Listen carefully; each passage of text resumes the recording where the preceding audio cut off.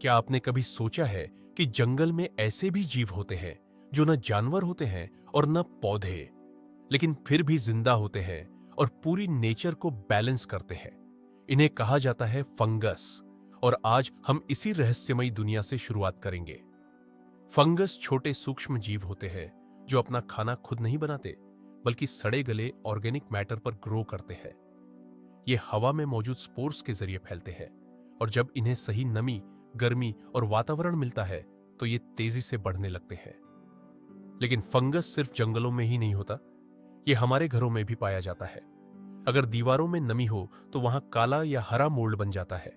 गीली रोटी, पुराने कपड़े, बाथरूम की दीवारें और कूलर के आसपास भी फंगस आसानी से ग्रो कर सकता है। अब फंगस का जो हिस्सा हमें दिखाई देता है उसे मशरूम कहा जाता है, और मशरूम असल में फंगस का फ्रूट बॉडी होता है। अब चलते हैं मशरूम की दुनिया में, जहां हर टाइप का मशरूम अलग कहानी बताता है। सबसे पहले आता है बटन मशरूम, जो सफेद रंग का सबसे कॉमन और वाइडली यूज्ड मशरूम है। इसके बाद आता है ओनेस्टर मशरूम, जो सीप जैसा दिखता है और बहुत सॉफ्ट टेक्सचर वाला होता है। शिता मशरूम एशिया में बहुत पॉपुलर है और इसका टेस्ट काफी स्ट्रॉन्ग और अर्थी होता है। पोर्टोबेलो मशरूम बड़ा और मीठी होता है, जिसे अक्सर बर्गर और ग्रिलिंग डिशेस में यूज किया जाता है। क्रेमिनी मशरूम बटन मशरूम का ही मेच्योर वर्जन होता है, जिसका फ्लेवर थोड़ा ज्यादा रिच और अर्थी होता है। अब आते हैं कुछ स्पेशल और रेयर मशरूम्स की तरफ। मोरेल मशरूम बहुत रेयर और एक्सपेंसिव होता है, जिसका शेप हनीकोम जैसा होता है और इसे गुरमे कुकिंग में बहुत पसंद किया जाता है। पोर्सिनी मशरूम एक वाइल्ड इटालियन मशरूम है, जिसका फ्लेवर बहुत डीप और नट्टी होता है और इसे हाई एंड रेस्टोरेंट्स में यूज किया जाता है। चंटरेल मशरूम गोल्डन येलो कलर का वाइल्ड मशरूम होता है, जिसका अरोमा हल्का फ्रूटी और पेपरी होता है और इसे बहुत प्रीमियम माना जाता है। एनोकी मशरूम बहुत पतला और लंबा सफेद मशरूम होता है, जिसे सूप्स और एशियन कुजीन में बहुत यूज किया जाता है और इसका टेक्सचर बहुत हल्का और क्रंची होता है। अब वापस चलते हैं असली रहस्य की ओर।